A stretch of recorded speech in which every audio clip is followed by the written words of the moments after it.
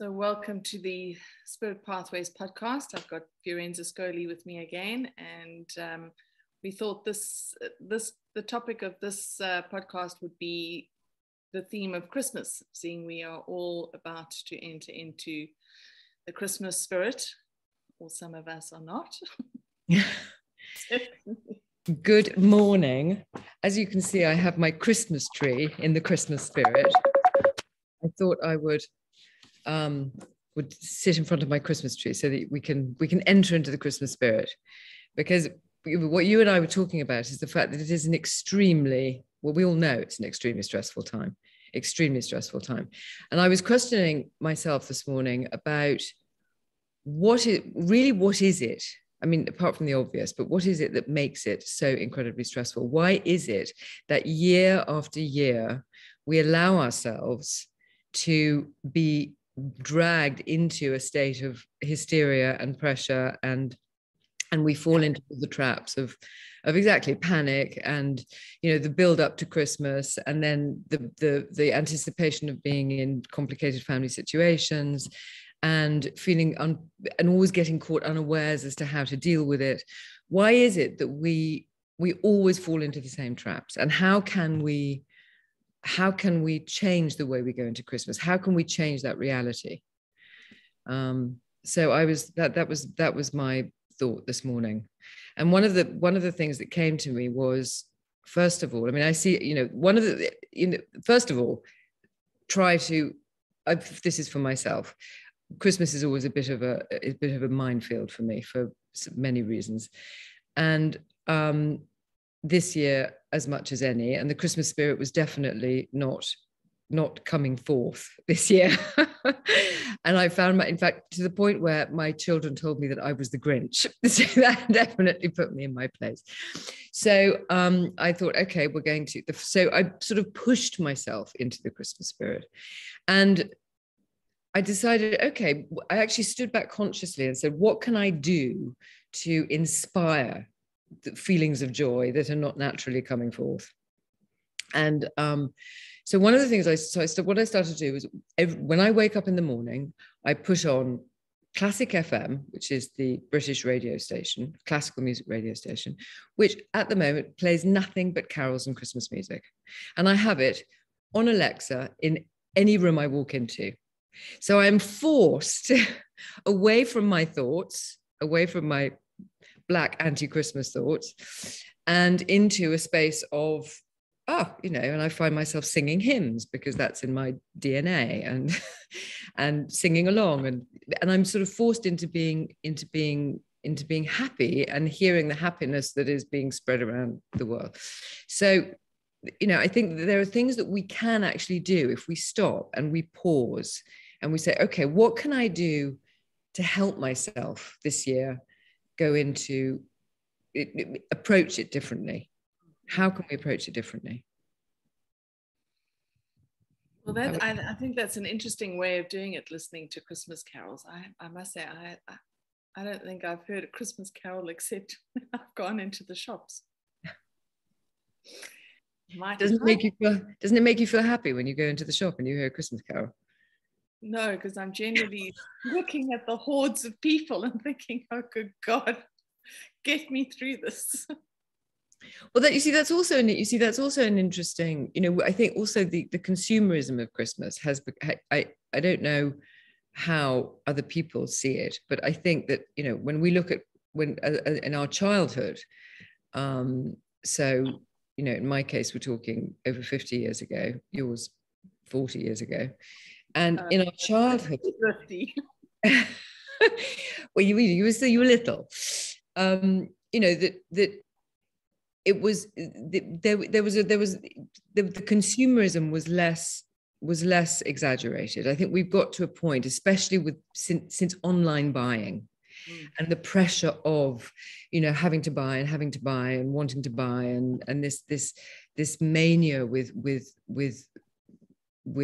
stuff, and we've lost the essence of things like Christmas. And that's where Thanksgiving, you see, in fact, I said to my family this year, we are going to live Christmas as if it was Thanksgiving. because Thanksgiving is an amazing holiday, because the whole country, 330 million Americans, just celebrate being grateful and being together. And really, that's what Christmas is about. I mean, perhaps, one of the questions, as we ask ourselves how we can go into Christmas in a more conscious way, is, what is Christmas to me? What would I like Christmas to be? How can this day bring out the best in me? I think that's also an important question, because we also need to determine what Christmas means to us as individuals. And I know that, as children, there's the excitement of Santa Claus or Father Christmas arriving and the presents, and it becomes all about that. But the deeper meaning behind Christmas is often lost. And then as we get older, the pressure of stepping into those family dynamics that can be triggering and can be quite traumatic and difficult and challenging to face, that comes with all the pressure of, now I need to find this jolly attitude or this jolly feeling or this joy for being with family, and I think that the deeper meaning around Christmas is therefore lost. And I've been, over the last few years, when I was a child, Christmas was very definitely family orientated. My father's family's scattered kind of around, was scattered around the world. They now all seem to have located themselves in Canada. But my mother's family were all here, and it was a huge tradition for us to get together as a family. My grandparents would host the Christmas Eve dinner. All the aunts and uncles would come, all the cousins would come. There would be this massive table filled with family. And it was a lot of fun. I got to spend time with my cousins. The food was always delicious. We used to make ourselves sick eating my grandmother's homemade ice cream. So there was this feeling of excitement and joy of being with people who loved me. But then the adult dynamic wasn't really present for me, because I wasn't engaged in that. I wasn't involved in that. There was a separate table for the children, so we sat at that separate table. We weren't part of the underlying tension that was going on, because it did exist, which I found out much later, and in conversation with my aunts and my father, and discovering what was really happening at that table. And then as I got older, you start to see those dynamics emerge, and you start to see the underlying tension and the little jabs that come out, and the mean comments, and then Christmas starts to lose its sparkle, or loses that joy, because all of a sudden it's not because these people are wanting to be together because they love each other. They're being forced to be together because they're family, and that's what family does. So there are all these expectations that then come from that put this enormous pressure on us. And for me, it's since I got divorced, I suddenly realized yesterday, I think it's been nearly 18 years since I was divorced. So it's been nearly 18 years since I've had a real family Christmas. We had one a couple of years ago when a cousin was getting married here. So family all came down, and that was wonderful to be with people that I hadn't seen for a long time. But now it's become this really small and intimate space with just my children and their partners, and friends who haven't got anything else to do. And I tried to bring in that feeling and that sense of honoring this time of year, that it should actually be a space of reflection. We are heading towards the end of the year. And I think particularly now, with everything that's going on, we're in this massive process of rebirth. There's a lot of internal shifting, transformation, and change that's happening. We've been locked up and isolated and come in and out of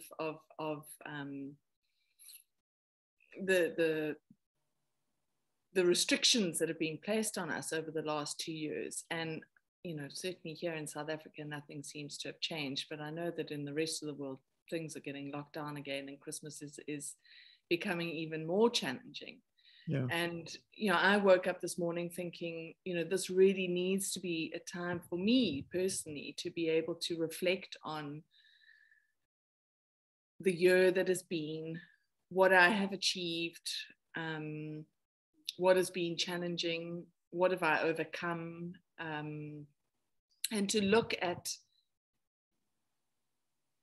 I think, the connection that I've made with myself, and therefore the deepening connections that I've made with other people.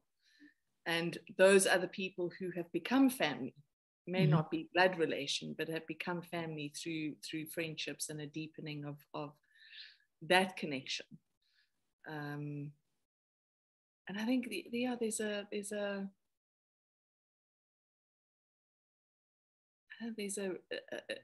feeling of reverence that I'm starting to feel around this time of year, which is new. So, which is beautiful because that is what it should be. It should be, it should be a time of reflection. It is a time of rebirth. It was born of being a time of birth. So, that is where the nature of Christmas is the beginning of something. It's the celebration of a new beginning. And I think, with as far as the family tensions are concerned, we get so, and this is where, I go back to, how can we put a conscious space? How can we enter into this time of year, putting a space for a moment between us and as we walk into it and say, okay, how am I going to do this differently? Because one of the things that helped me was this lesson I learned about, which I've mentioned before, is evidence of presence. And that gets me through moments of, gatherings of family tension and family difficulties. And because that reminder that this is a day, there aren't many days in which we all come together, and it is an obligation. It's sort of, obligatory, compulsory fun. But as long as we're going to be together, let's make the most of it. How can I, because it's all about attitude. At the end of the day, it's only, every single relationship, every single situation in our lives is about the way in which we engage in it. It's our attitude to it. And black can turn to white depending on which way we come from it. So if you walk into a situation like that and say, okay, I've got, Great Aunt Maud and Uncle Jimmy and, and the cousins who drive me nuts, but one day they won't be there. One day they will no longer be. And I will never have this moment. I won't have this moment.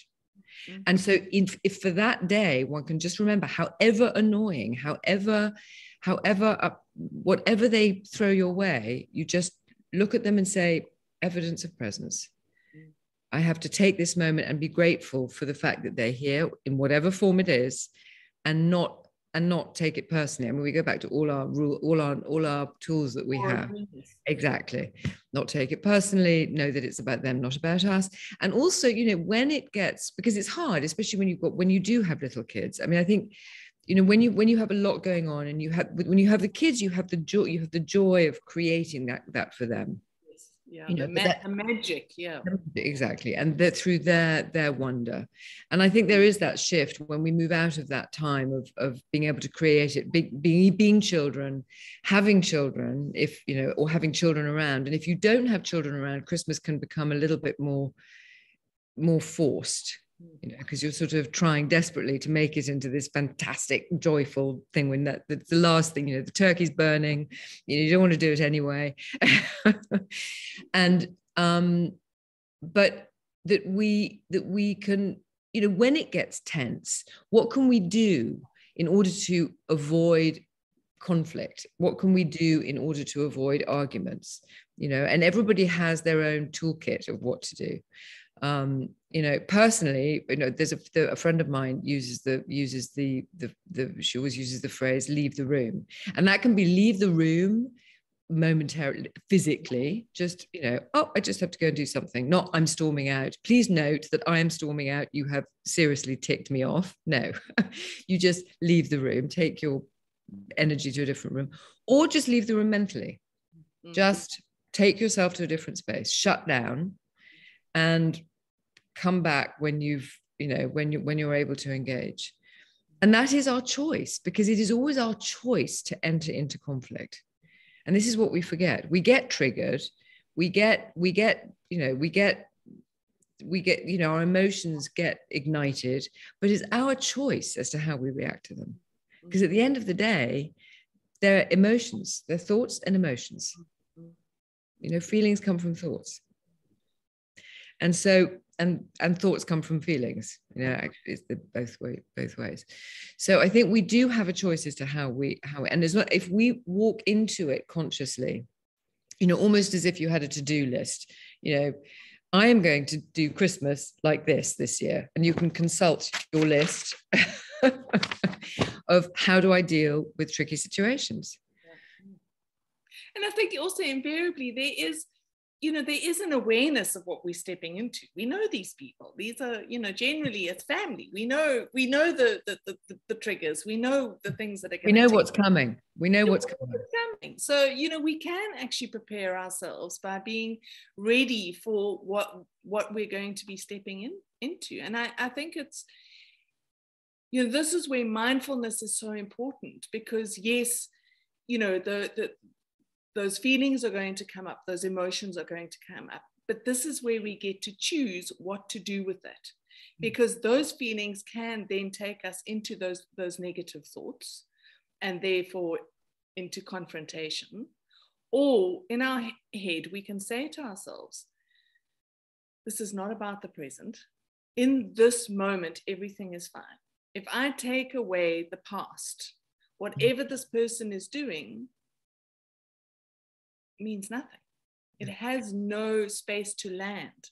Right. But if I keep bringing the past into this situation, I'm going to be triggered by this what is said. I'm going to be triggered by people's behavior.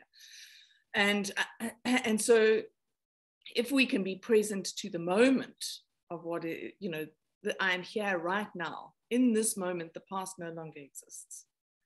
If I can leave that behind at the door and step into the space and just be here, I can actually glide through it without feeling triggered, without those emotions being, the buttons being pushed and the emotions then being heightened. And, for me, I think one of the easiest ways that I navigate through those kind of challenging situations is through humor. So, either in my head, I'm making myself laugh by thinking something, or I will crack a joke, or I will change the topic of conversation, or, kick one of my children under the table so they know. Change the conversation, do something, step in here, call me out of. And that's also for me is important. My children, thankfully, are old enough for me to have had conversations with them about family dynamics, and we have certain looks that we give each other that are, help get me out of here. And one or the other of us will step forward and say, can I just talk to you for a second, and take us away, physically take us away from that situation, which is also quite helpful, because it means that we don't feel necessarily alone and trapped in that space, because we're not. There are other people with us that feel the same way. Yeah, well, absolutely. And you have the complicity. I mean, if you can have even the complicity of one person, exactly. then you don't feel trapped, and you don't get into the helter skelter downward spiral of and as you say, it's presence. It is about being present. So we can use a double entendre, the present of presence. We can give ourselves the present of presence for this Christmas. I was thinking about also how I've had to reframe Christmas, because 4 years ago I stopped drinking, and Christmas until 4 years ago was, in a haze of bubbles, which made it so much easier.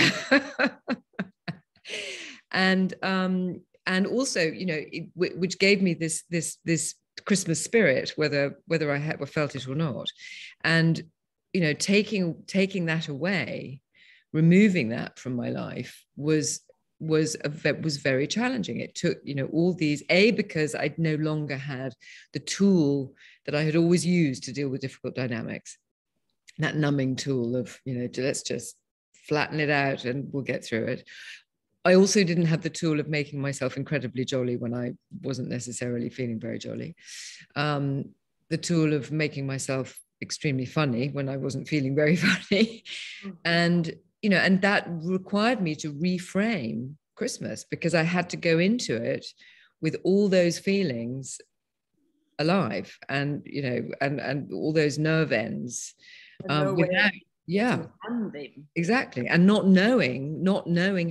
never having had to do it, never, going into literally the first time in my life, in my 50s, having to live one of these situations without being in a pleasantly or unpleasantly numb state. And I think for that's always challenging for people who are sober. And, in fact, the 12-step programs are filled at this time of year of people who, because it is our go-to. And even though, I haven't been sober that long, but there are moments where I think, I'll never want to have another drink again. And it would never cross my mind.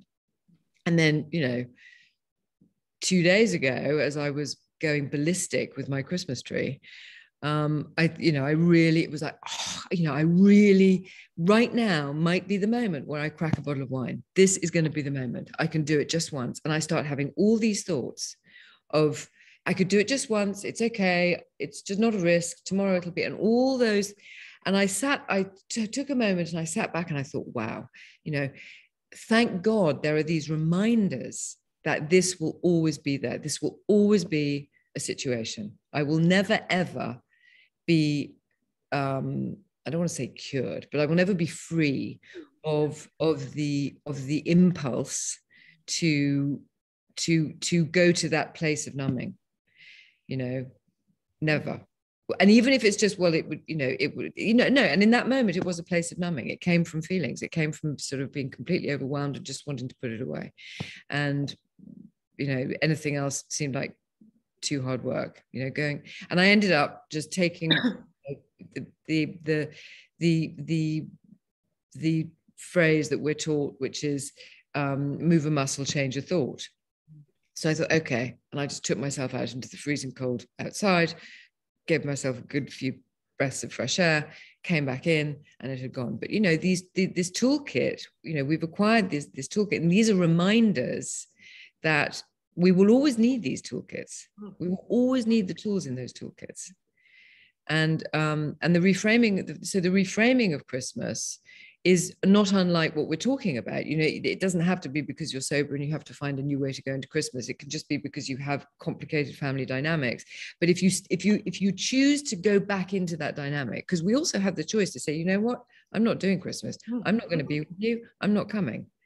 This sense of obligation we have to fulfill commitments that we made, promises that we made a long time ago, that maybe today are not relevant.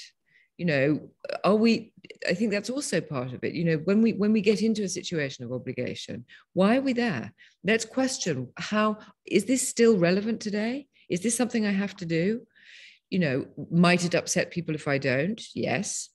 But is that what's more important? How really damaging would that be? And I think these are questions that, even though that they're scary for some people, the idea of, oh my God, I couldn't possibly not go for Christmas. I remember the first time I didn't go for Christmas with my family, and I went to Israel, because, as you know, my husband is Israeli. And I went to Israel, which is a very good way of avoiding Christmas completely, because they don't do Christmas. Highly recommend it if you're looking for a way out. And it took me several years to get to the point where I had the courage to say to my family, no, we're not going to be there for Christmas, because I had this vision that the world would end if I brought this day that was so sacrosanct to an end as the family format. And you know what? It happened. They found a different way to celebrate Christmas. And it gave us a chance to, it gave me, I now always have a door. Always have a door, because there's always, I know that the world will not end if I change the dynamic of our Christmas. And I think we also get into, we get into that in relationships too, of, I can't change it. I can't say that. If I say it, the whole world will end if I hurt her feelings. No, it won't. It might be uncomfortable, but you'll walk through that, and all of a sudden it's like, oh, there's a new way of doing things. And that's the same with these days that we have put in place. They are supposed to be a source of pleasure. The day that they're not a source of pleasure, we have to look at them and see, what can we change in ourselves to create the pleasure? Because at the end of the day, that's all it is. If every single person going into these situations actually said, today I'm going to create a situation of pleasure, every Christmas table would be filled with joy and light. So we can only do our part. And if we know that we can't do that, then maybe we have to question why we're there. Well, I think, I think the questioning is really important, because, as you said, there are so many traditions that we buy into, not because they are something that we want to do, but something that we feel that we have to do. And for me, it's been, I no longer have anything to do with my own mother, as a result of years and years and years and years of abuse. And eventually it got to the point where I had to draw the line, and I had to put that boundary in place and say, well, I'm not going to put myself in this position anymore. I'm not going to put myself in this space anymore, because it does nothing for me but hurt me. And actually, I am hurting myself by expecting it to be different every time I step into that space. And I drew that line, and it's taken a good few years for the rest of my family to get it through their own heads that I'm not going to be there for Christmas, because I'm not buying into that false sense of family, that false sense of tradition, that false sense of even community, because it's not real. And every time I placed myself in that situation, I would walk away having been wounded again and again and again. And it was just like, why am I doing this to myself?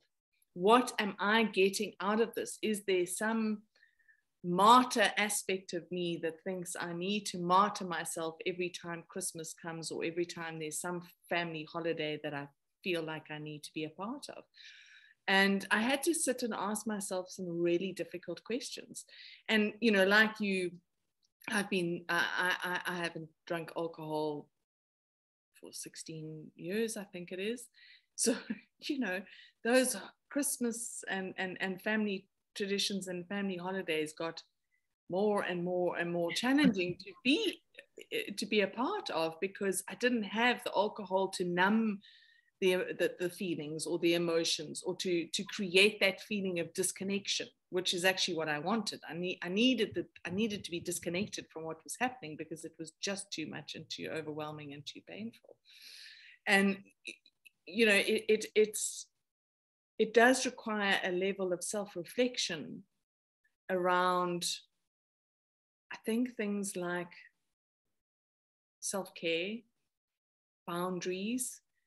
In my family, boundaries, they don't exist. They just don't exist. And so for someone like me who's spent close on 30 years now working on myself and trying to figure out, how do boundaries even work? What do they look like? How do you establish them? How do you set them up?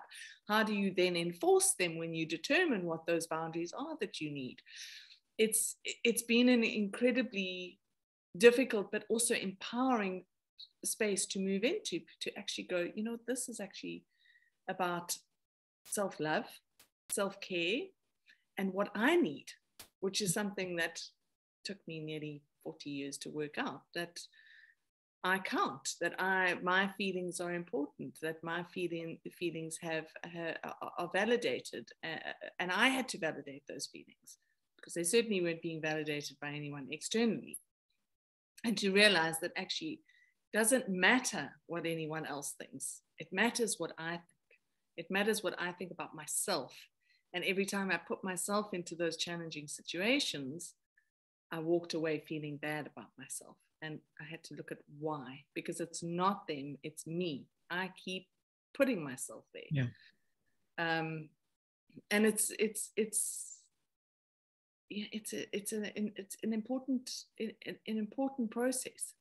And I think that one of the benefits of this time of the pandemic and everything that we've been in, and lockdown and isolation and all of that, is that actually a lot of people have had the good excuse of being able to say, well, I'm in isolation, I can't come, or I can't do this because I've been exposed, or we've had that excuse to be able to use. But I think it's also given us an opportunity to look at how things can be done differently. Mm-hmm. That we don't actually have to keep doing the same things that we've been doing all our lives. We can actually now do them differently. And I've noticed a lot of people doing things differently as a result of the last 2 years and what we've gone through. They are now going, well, actually, this doesn't work for me. And the world doesn't fall apart, and the world does not end when I go, I'm not going to be there. Well, because they've been given the opportunity, because with these 2 years of, all these points of reference that we have in place, which have been which have disintegrated over the last couple of years, they've been given a chance to live those situations differently, without thinking about it. They've gone into it without choosing it. And as a result, they've been able to look at it and say, wow, that felt different, and so they've been given a space and they've been given a door. That door was given to them. They didn't even have to find it. The door was given to them. And so now they have, and you're right. I mean, I too have noticed that people are making different choices, and they're reflecting. I mean, this is also, as hard as it has been, it has caused many to reflect. And those who choose not to reflect actually possibly have the hardest time. Because if we've taken this space and said, okay, I'm going to use it, I've been given this, one of the things, once again, we go into Christmas, everything starts to shut down. My daughter was supposed to go to a party last night, last minute, it's not happening. COVID shut it down, et cetera, et cetera. Now, 2 years ago, that was, oh no, terrible. And everyone was, very dramatic. And now it's just like, okay, fine. And I mean, I even watched her, 16 years old. She said, well, it's fine. It's because of COVID. And so she just put on a film and made a hot chocolate. And that flexibility, especially in a kid, you see it, that is amazing. And so for us too, we accept, all of a sudden we accept things, and we have the ability to, or we're starting to have the ability to be flexible and open, and this word that is the theme at the moment, which is surrender, and just to surrender to situations, because we have no idea what is going to happen in 5 minutes time. And it's actually, a metaphor for really everything. It is for life. If we can take this lesson, and this is my hope and my belief, is that this is happening on such a grand scale and going on for so long. I mean, I have this number for me, 2024. When we went into this, it was like I had this 2024. We're not even going to start coming out of this before 2024. And because it's going to take that amount of time for people to actually really make the change, Because you do this 1 year, 2 years, you can then come out. It's a little bit like, after 9/11 in New York. I was living in New York during 9/11. After 9/11, for 1 year, all New Yorkers were absolutely wonderful to each other. It was a whole different New Yorker. Everybody was nice and open and kind. And it was just to the day 9/11, after 1 year, everybody went back to the way they were before. It was this hustle and bustle and not paying attention and just blinkered. And, because we forget.